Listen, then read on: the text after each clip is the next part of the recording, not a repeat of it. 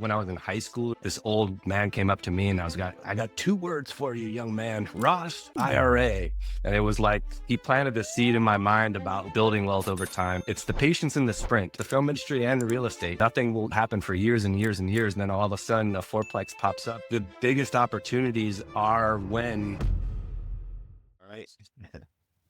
Awesome. Welcome to episode 41 of the Agent to Investor podcast, where we talk about the agent side of real estate investing.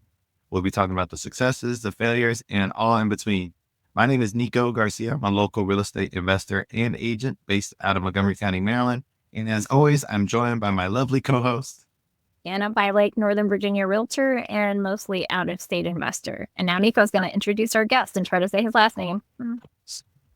We are joined by another wonderful guest, Daniel Cotroneo. I hope I pronounced that correctly. Welcome to the Almost. Almost. So close. Daniel Cotroneo. Awesome. Wow. Yeah. Thank you so much, Ann, Nico. Appreciate you having me on. Awesome. Well, we'll just jump right into it. I know we spoke a little bit off camera, but do you mind sharing with the audience a little bit of your background and where you're from and what eventually got you into real estate? Yeah, sure. Originally from Oakland, California, came down to Los Angeles in around 2006, and then went to film school, got into the film industry shortly after school, and started working on crews in the lighting department and then the camera department, and was able to purchase my first condo when I was working on Mad Men back in 2012. And so when my wife and she was my girlfriend at the time, but when we met, she owned her own condo and I owned my own condo. We moved in together and we decided to rent hers. And over time, we realized, wow, that worked out pretty well. And as our family grew, as we had kids, we needed more space. We started to look for a home. We bought our first home, and then we're like, well, maybe we can rent out the other condo. So we've done that over time. It wasn't really an intentional strategy necessarily, but basically through what is considered house hacking, we accumulated 4 rental properties in Los Angeles, so 2 condos, and then a single family home that we turned into a duplex because we did an ADU conversion on the detached garage. So we had those properties, and then just this past December, we purchased our first straight rental property, and that's a 4-plex in Culver City. Oh, wow. So you said, I know before we jumped on, you talked about, I'll say, falling into real estate investing. Those are my words, not yours. Is there any background, family, someone in your background that you can point to or think of that might have influenced that decision? Or was it truly just, this just makes sense? This is how my brain works. I don't pinpoint it to one person per se. I remember early on when I was in high school or something like that, I was working, I think it was like a lifeguard. And this old man came up to me and I got 2 words for you, young man, Ross, IRA. And it was like, he planted the seed in my mind about, I guess, building wealth over time and tax savings and that sort of stuff. And I think what I realized at a certain point is that if I'm renting, the money is not going towards something that's building. If I can buy, that's the best way to go. So I was ready to buy at a time when the market had gone way down. It was right after the 2008 crisis, and I was searching. I found a short sale in Santa Monica, and I was like, oh, this is great. This is where I want to live. I had rented all over LA, apartments like all over, and I was like, this is where I really want to live. Found this place, and then that was what sort of got the ball rolling. So I know the show is geared about real estate, but it's not often we have somebody that's in the film industry. One of the main reasons why I wanted to bring you on, because we talk to people from different backgrounds and different industries, different experience, really. So you mind talking about the film industry and how that any traits that kind of correlate with both the real estate investing and then your film industry? Yeah. I mean, I think that in business in general, creating value is important. You're working with a limited pool of money. And if you buy a place that needs some work on it, you can pay less, do the work yourself, and end up creating value there. I think it's the same in the film industry, where I started off working on crews on big budget projects, Mad Men, Fast and the Furious. Like I was working as a lighting technician, moving lights around, wrapping heavy cable in the gutters of Los Angeles. It wasn't pretty work. It sounds cool, but we're just like, our backs hurt at the end of the day, and we're just covered in dirt and mud and anything that's in the gutters of Los Angeles. But you get to see how people do things on a big scale. You're working for some of the top minds in the industry. So when I decided when I wanted to have more of a creative involvement in the projects that I was working on as a cinematographer, I was able to take these concepts that I could see on these big projects and then try to replicate them on a smaller scale, on a budget. And so I think that it's like the same. Yeah, it's like the same in the real estate world, where you just replicate big things on a smaller scale or with the funds that you have. Yeah. Your definition of the gutters reminded me exactly of real estate investing. It sounds sexy to be a real estate investor, just like it sounds sexy to be in the film industry, but there's some really not so sexy parts that require a lot of hard work that people don't see behind the scenes. That's the correlation that came to my mind. Yeah, no, for sure. I mean, that's a great point. And it's almost, I personally, because I remember working on some of these films down in downtown Los Angeles back when it was really just like slums. Like, people would work there. It was more of a commercial downtown area, but not like a residential downtown area. So people would do their 9 to 5s and then hop in the car and drive home to wherever they lived. And it was really seedy and nasty and disgusting at night. And now those were the times when we would be shooting there. And so, like, over time, I started to see there would be people like walking their dogs around or riding bicycles. And I'm like, oh, wow. And then you see these high-end condos rising up. So and finding value in places where there's opportunity, like downtown, there was massive opportunity for a long time. I think now it's really developed quite a bit. Yeah. So I know we spoke a little before we were recording, and you mentioned that, like, you're at a point on your real estate investing side that you are maybe not scaling back, but you're in the ender phase, is what Coach Carson, one of our mentors, talks about. And what I love about that is because you really are using the real estate to channel your what you're looking to do, your passion, your vision in the film. How did you get to that point? And it doesn't sound like you have a huge portfolio in terms of rental properties, right? Yeah, I mean, it's interesting. California is really a unique place, and it can be challenging to get your feet in the water. I think I was fortunate in that I bought my first condo at a time when the market was down and interest rates were low. And really, since that first purchase in 2012, you know, the property values have probably doubled. I mean, I bought that first place for $440,000. It's probably worth $1 million now. It's a condo, 2-bed, 2-bath condo in Santa Monica. And I mean, that just shows you, like, everything in Los Angeles and California, it's on steroids. You don't need 100 doors to be able to have a few $1 million in equity there. If you make calculated moves in the right kind of plays, then you can only have a few properties and still be able to kind of transition into that ender phase. Oh, and it takes time too, because 2012 to 2025, I mean, it doubled in price, but that took over a decade. So the slow game, right? So, Daniel, let's talk about, you mentioned that you're house hacking, right? And the barrier to entry for a lot of people they're like, real estate investing, I need thousands of dollars. For your beginning, your first couple properties, were you using like owner occupant loans with lower down payment for that? How did that look initially? I mean, I think I didn't really know much about the different loan options at that point. I just went conventional, and I was making good money as a lighting technician. All the jobs are union. So, and that the rates haven't really gone up with inflation. So, yeah, I look back now, the amount of money I was making back then is probably equivalent to what they're making now. And it's just that everything else was a lot cheaper at that time. Yeah. So I checked that. Yeah. At the beginning, and how you financed or if you bought them cash. Yeah, no, it was mostly conventional at that time. I had a 20% down payment. Okay. And those were condos, correct? You weren't house hacking per se. You just lived in those and then you rented them out after you moved. Yep. Okay.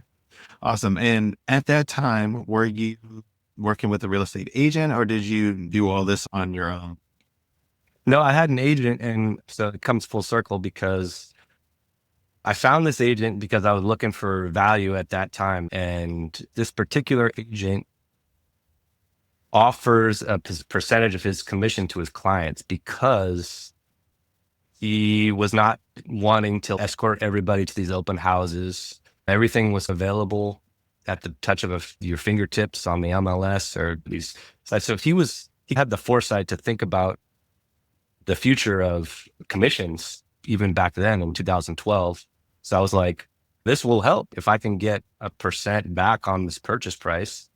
And then I ended up using that same agent for all of the purchases moving forward. So it was that plus three more purchases afterwards. And then when I got my license, my real estate license at the end of 2023, I actually hung my license with his brokerage and had a conversation basically saying, I think I can talk to folks in the industry. I have a lot of real estate conversations on set. I mean, it's actually a great way of networking in the industry as well. And people are always curious about like, oh, how did you manage to get all these properties? And then, well, I mean, it's the patience in the sprint. And it's the film industry and real estate. It's nothing will happen for years and years. And then all of a sudden a fourplex pops up and you're like, wait, why is this place so cheap? And you call the agent, yeah, it's available. All of a sudden, all right, you got to get your offer in tomorrow and then make a cash offer in 21-day escrow and make it as attractive as you possibly can. Yeah, I mean, it's very similar in the film industry as well. So Daniel, what made you decide you wanted to get your license? Because Anna and I started as agents, then became investors, but you did it in reverse, right? Yeah. I had toyed with the idea for a couple of years, but never really pulled the trigger because I knew that I didn't want to do that as a job. I didn't even really I didn't want to market myself as an agent, but I knew that I was going to continue to look at rental real estate to purchase, and you can save a good chunk on commissions if you represent yourself. So when we've been through several really tough periods of time in the film industry, starting with COVID, which really shut everything down for a year. And then the strikes, which shut everything down for another year.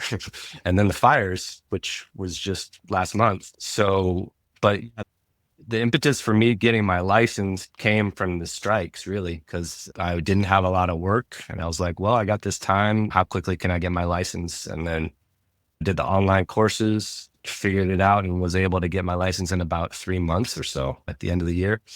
And then I really sat on it. I didn't do anything with it for almost a year. And then when this fourplex came up, it was like, boom, all right, I'm going to get this. And I ended up splitting the commission with the brokerage because they helped me navigate a lot of the things that I'm not an experienced agent, so I don't know all the ins and outs of everything. But yeah, I mean, that's how it ended up working out, and was able to get a 1.5% on the deal.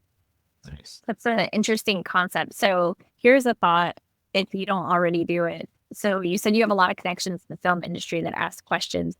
I know you're not in, like, your job is not to be an active agent. That's not your goal. That's not what you want. Do you get a referral bonus? Do you ever talk to these people and refer them to the agent at the brokerage and collect a referral on it? I haven't yet, but I did have that conversation with the brokerage when I got my license, because we were trying to figure out what's my place here. I'm not going to be actively marketing myself, but I do have these sort of,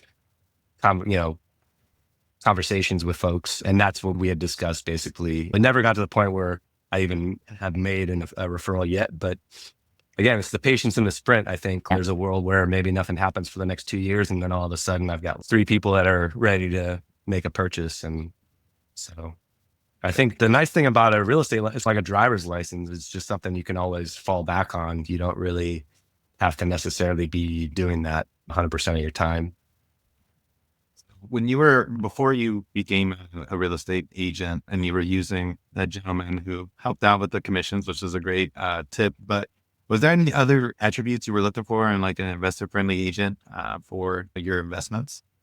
So I don't think there were anything, I wasn't really looking for anything in particular at that time, but now that I've had this relationship for this many years, I can definitely tell you what I prioritize in an agent.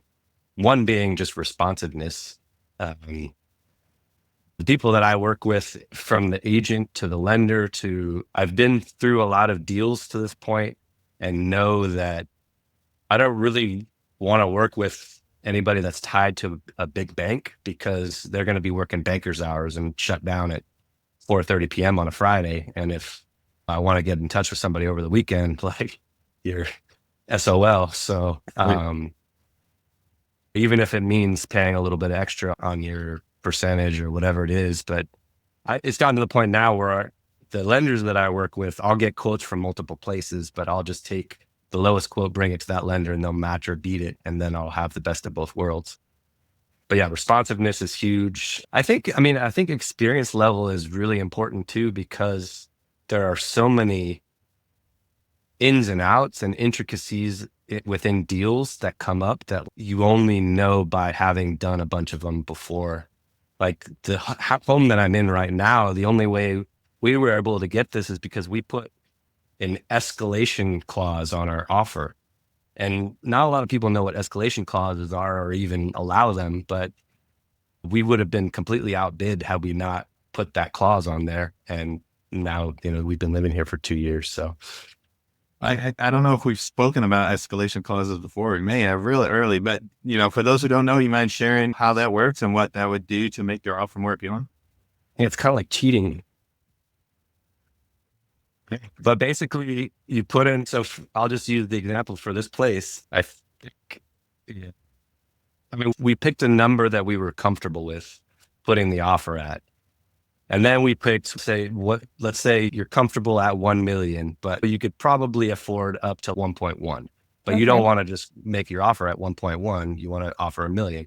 So you basically put your offer at 1 million, but you add an escalation clause onto your offer, which says, if you can furnish a competing offer that's higher than this, I will increase my offer in X increment up to whatever number.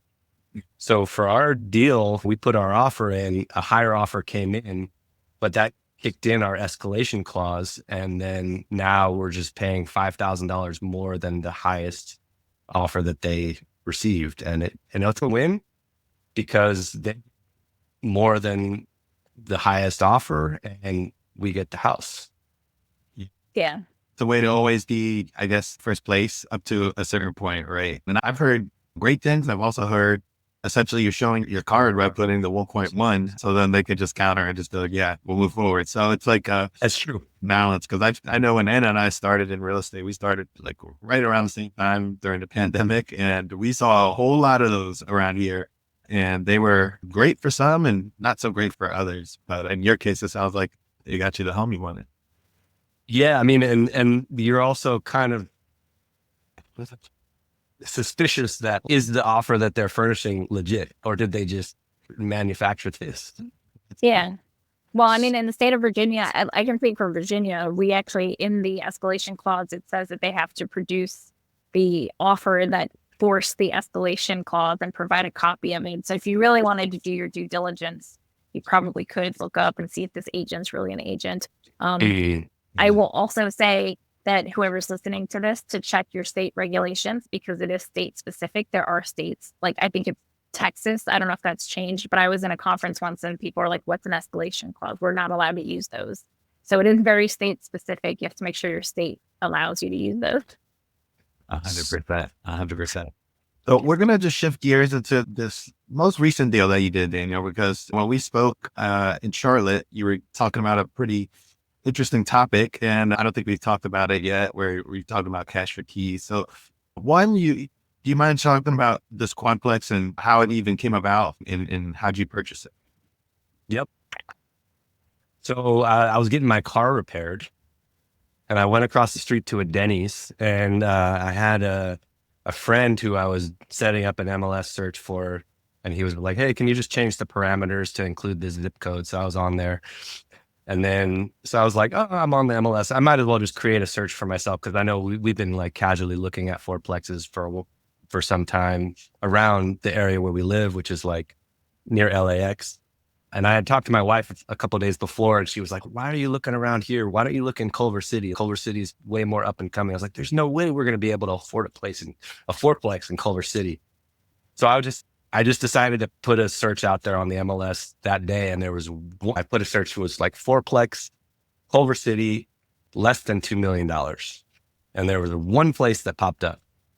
It was listed at 1.85, and it had been on the market for 120 days. And I was like, this is interesting. So I just called the agent right away, and I was like, hey, I'm an agent in West LA. If I was to put in, or I asked her, are there any current offers? And she said, no current offers. We're still accepting offers. And I was like, okay. If I was to put an offer in at around the ask price Monday, would you consider it? And she said, yes. So, cool. That gives me a little bit of a box of what they're looking at. So we prepped our offer. We put in an offer at $100K under the ask price. I did a little bit of research, and I mean, this place is in prime Culver City. There's all these, you got Amazon headquarters nearby. They're building a new Apple headquarters, 500,000 square foot Apple facility about 2 blocks away. You got a light rail that connects Santa Monica to downtown, really just steps from the front door there. And it's significantly less, listed for significantly less than any similar properties out there. Of course, there's a catch. The catch is that it's fully occupied by tenants, and all of the rents are like half of what market value is. And the rent control restrictions in Los Angeles are so strict that you can only evict for cause if the tenants have broken some terms of the lease. So for anybody with a short-term time horizon, this simply, people will come in and they'll maybe lowball offer, but I think it was a combination of a seller who was pretty stubborn and wanted something at around the ask price, and then buyers who maybe came in with offers that were just too low, and so it just sat. And so it just was fortunate timing. And my wife and I, we both have a very long-term time horizon. So we're like, yeah, this might be negative cash flow in the near term, but in the long run, this place, if we get it for around 1.8, like this place, if the markets are stabilized and it's in good shape, it's probably worth closer to like $4 million, $5 million. So it's really just a matter of riding out the first few years and figuring out how to navigate this whole thing. So we were able to get it. We made a cash offer. We ended up at, what was it? It was listed for 1.8. We ended up at 1.79, and we made our offer in cash, and we said 21-day escrow. And over time, I've gotten HELOCs on all of our properties as we've gone. So we just wired money from all of these HELOCs into one account, took a screenshot, and then wired the money all back to those accounts. And we furnished our cash offer. And then once it was accepted, I called my lender and I was like, hey, can you close in 21 days if we apply for financing? And then I spoke to the agent. I was like, hey, we really want to do this as an as-is sale. We don't want to ask for any sort of repairs in escrow. So if you're open to it, we're going to apply for financing. And if anything goes haywire, we got the cash to cover it. You've seen our screenshot, like all is good. And she was like, well, okay. So we ended up getting the deal. We applied for financing. I mean, it's a high rate. Rates are high right now. It's 6.6%, but at least we're not having to front $1.7 million. Okay. And now we're at a point where we're trying to figure out how to make this all work, because we've got a 10,000, it's like a $10.1 thousand mortgage payment. The rents that are coming in are at around 9,000. So when all is said and done with the expenses, it's probably like 30K negative cash flow over the year with all the extraneous expenses and things like that.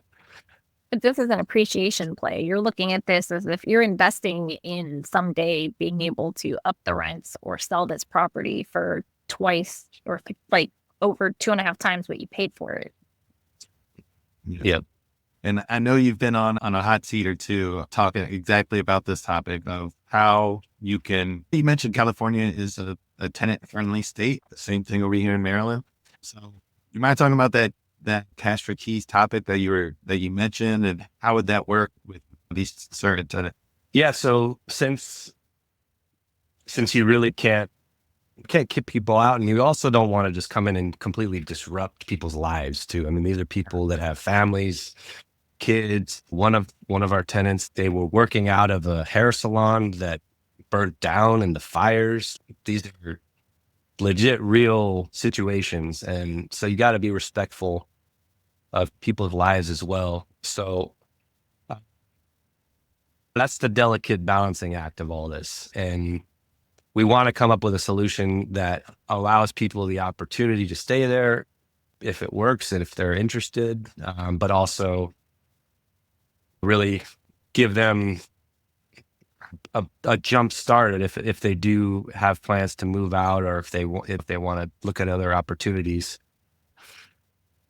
Right now, I'm in the process of really meeting one-on-one with each of the tenants and trying to hear out where they are, what their situations are like, if they're open to a buyout, if they're not open to a buyout, if maybe they're open to being rehoused for a period of time while we do the work, and then come in and we would give them a discount on rents that would be, based on whatever the market value is at that time. So yeah. And then when it comes to cash for keys, when you're navigating these buyouts, Culver City specifically has a very structured protocol that you have to go through, steps where you make your offer, they accept the offer, they have 45 days to rescind. You have to give them, terminology that says I have the right to go on and look at all of the history of all buyouts in this area to make sure that we're getting a good deal. I mean, it's very tenant friendly, and for good reason, because a lot of people have been screwed over by nasty landlords over time. So yeah, I mean, it's a delicate balancing act. I don't really know how it's all going to unfold right now, but yeah, maybe it'll be interesting to check back in a year or so and see where things are at. Yeah, such an interesting topic because it's similar here in Montgomery County. The only multifamilies are in this place called Tacoma Park. And I was initially, when I was looking for my house hack, I was sending out mailers. It's funny because I've been sending it out for 6 months and now I'm actually getting the calls. But long story short, when you were saying your story about rents way under market value, it's the same thing that's going on with this. So I'm hearing your story. I'm like, oh, I literally just got off the phone with somebody who's charging $900 where market rent's like closer to $2,300. It's very common for some of these states, usually the blue states, where you can only increase rent a certain amount. I think here is like 3.2%, which it would take years to get it up to what market value is now. And 10 years from now, market rent's probably going to be a lot bigger as rents always go up.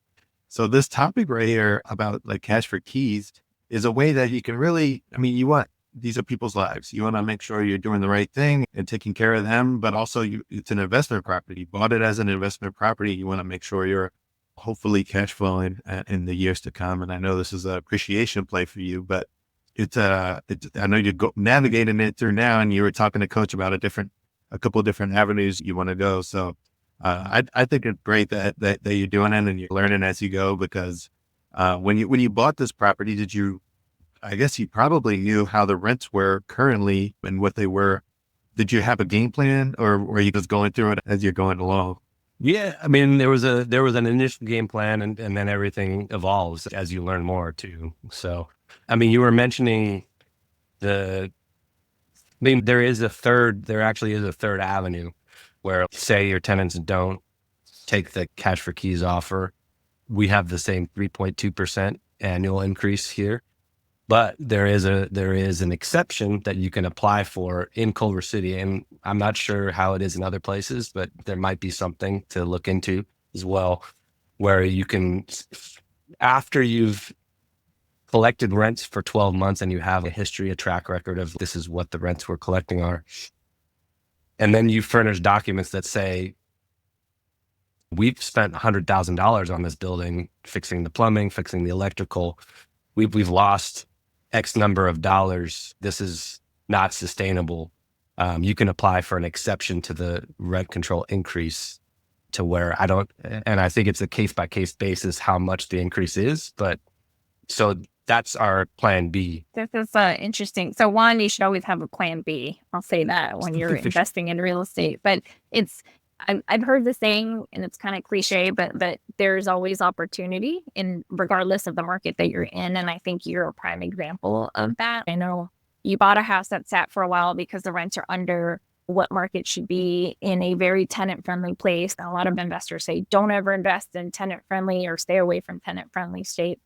But it's interesting because you dug a little deeper and you found where there are rules and regulations in place that do help the landlord. And I don't know that people dig deep enough to find things like that. Like a superficial look, people would have walked away, but you're like, wait a minute, there is a solution here that could help me. So this, I feel, is a teaching moment. And I just wanted to point that out, that you're in one of those situations that I think a lot of investors would say, oh, no, don't do that deal. That's a bad plan. But there is a solution, even in the most tenant-friendly of states. I think this is something I go back to a lot too, but there's a certain emotional attachment people have with real estate in general when they start to associate a purchase with like their home. And I think that can be a barrier of entry for a lot of people, especially in markets like California where things are very expensive. And if they're holding out and like, okay, when the market goes down, I'll be able to really find my dream home. And it's, yeah, maybe the market will go down, but that means a lot of other people are going to be able to afford their dream homes too. Okay. So you really got to just get your foot in the door one way or another, whether that's a townhouse, a house hack, whatever. Just start building that equity, because you just have to look at each play as a stepping stone to the next one. And maybe in 3 houses, you'll be able to get to your dream home. But it's not something in this market, especially, that you can just jump right to that. Right to that step. With that saying, you can't time in the market versus time in the markets. Mhm. It's a different story. I know we're running close on time. We have a few final questions. Go ahead. I have a question that's not one of the final questions. Actually, I wanted to circle back to it because you were talking about the market, Daniel, and just what the market we're in now. You mentioned you had an interest rate of 6 and some change, which you're like, that's high. But earlier you mentioned when you first bought your condo back in 2012, that like interest rates haven't kept up with inflation. Like comparatively speaking, your salary's gone up, but like interest rates haven't gone up in step. Like if they went up as quickly as salaries and as inflation, like you would think interest rates would probably be a lot higher. I imagine in 2012, you probably paid about 6%. Do you remember saying that? Am I making this up? Well, no, I remember saying that, but interest rates were about 4% at that time. And we refinanced that place at 2.5%, and we pulled out as much cash as we possibly could. So I think we pulled out 200,000 or something like that, and we refinanced at 2.5%, and we used that money towards the down payment on the next place, which we ended up financing 90%. Yeah. We put 10% down and financed 90% so that we could build the ADU in the back with the extra cash. But the rate on that was during COVID, and that was at 2.875. Yeah. I was going to say that's an anomaly. Like even the refinancing and some percentage, but the fact that you bought your condo 12 years ago, that's more than doubled in price, was about 4-ish, 5%. Like inflation, interest rates haven't kept up with inflation. Like people say, oh my gosh, interest rates are so high, but they're not really. I know you did refinance at 2%, but that's a good point. I never really thought about it that way. Yeah. So when you think about it that way, point. Yeah, you make a lot more money than you did 12 years ago, but the interest rates now, I mean, I know home prices have also gone up, but interest rates, had they kept in step, they would be a lot higher than 6%. Yeah, that's true. That's true. Thought of the day. I think, I mean, and you were talking about opportunity too, and it's when people think interest rates are high, but I really think the biggest opportunities are when interest rates are higher. When interest rates are higher, because people are waiting on the sidelines for interest rates to drop. And then if you start to think about how you can make your offer a little more competitive, like the cash or the 21-day escrow or reducing contingencies, any of those things, and you'll have less competition. As soon as rates come down, all of a sudden the floodgates are going to open on the competition. And in LA during COVID, inventory was complete. There was no inventory whatsoever. So every house was getting, 10 offers on it. And you can't win in that scenario. Yeah. So you had 2.5% interest rate, but you were paying millions of dollars over asking, or hundreds of thousands of dollars over asking. Yeah. Right. Similar over here. Or a short sale or a probate sale. I mean, yeah, the condo was a short sale. So that was also a wait. I mean, I had to wait 8 months before I got an answer back from the bank on the first condo purchase. The probate sale was just as difficult. And yeah, I mean, yeah, opportunity is where people are scared of the extra steps or hurdles that you have to go through. Yep. You take the other steps that people won't. That's what gets you to excellence, right? So Daniel, what would you say that you've been in the business for over a couple of years now? What would you say is the best advice that you've gotten during that time? I mean, I think the best advice would be just get your foot in the door, however you can. If real estate is, and owning real estate is not for everybody too. I mean, there's plenty of people I know, especially in the film business, that they try to keep that side of their lives as simple as possible so that they can focus on other things. And that's fantastic. I mean, but if for anybody that wants to own a home, just buy something, buy anything. If it means going outside of wherever you live, your general area, if you have to commute 45 minutes or an hour for a couple of years, fine. You can get through that. Just think about where you're going to be in 10 years. And then you just got to, if you're going to, what does coach say? If you, how do you eat an elephant, right? One bite at a time. You've been as a stepping stone. Yeah. Oh, well, I guess the other question we ask folks, which normally stumps them, is what's the worst piece of real estate advice or the worst piece of advice that you've ever heard? Maybe you weren't given it directly, but that you've heard. My mind just goes to then basically the same piece of the conversation, but just I'm waiting. Yeah. I'm going to wait for the market to come down and then I'm going to buy. No. It's, I mean, the logic of it makes sense, but the practicality of it doesn't. I mean, not in the market that I'm familiar with. Yeah. I think it really varies by market. I guess that's another piece of it too. It's become the expert in the market that you want to live or invest in. And it's like somebody that wants to buy a stock. You don't want to just buy the stock, log on and buy it right away. If you act as if you track the market for a few months, watch that, okay, had I bought it here, this is where it would be. And you start to see the trends in there. I think it's the same with real estate, where if you have a dream to buy in a certain place, just set up a search, track that market for 6, 12 months, 2 years even. And then you'll really see what places are listed for, see what they end up selling for, get your buy box, figure out exactly what you want. And then, because the first few offers that I was putting on places, we came in hundreds of thousands of dollars less than what they ended up going for. It's okay. Well, I obviously got to shift my mindset here if I want to hang with these big dogs. Yeah, especially there in California, right? Hey, Daniel. So I know we're all part of a community. We're all part of Coach Carson Rent a Property Mastery. How has that been for you in terms of being in a community of people that are like-minded and investing in real estate? Yeah, I mean, I don't know. It's really hard to put into words how amazing that group is. And it was one thing joining and getting the online platform and asking questions and having people that respond to you pretty quickly. And I was even on the fence about going to the meetup in Charlotte just because things are so crazy here with family and work and all that. And I was like, oh man, it's going to be tough to fly out there.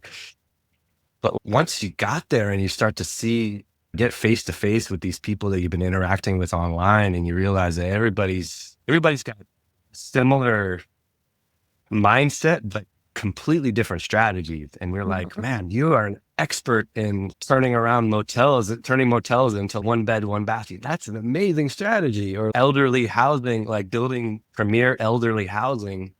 And it's just every conversation you have, your brain expands a little bit. And I came out of that just so energized. So yeah, I mean, I feel like getting apart, getting around like-minded people. There's conversations that we can have casually within a couple minutes just because we are in real estate and we speak a similar language that you can't really have with your friends. Because what did you just say? Escalation clause. What the hell is that? I always tease Daniel because it's selfish of us wanting to have a conversation like that with our loved ones who have no idea what we're talking about. So these in-person meetups or online communities are all geared towards that, where you can bounce ideas, you can learn from one another.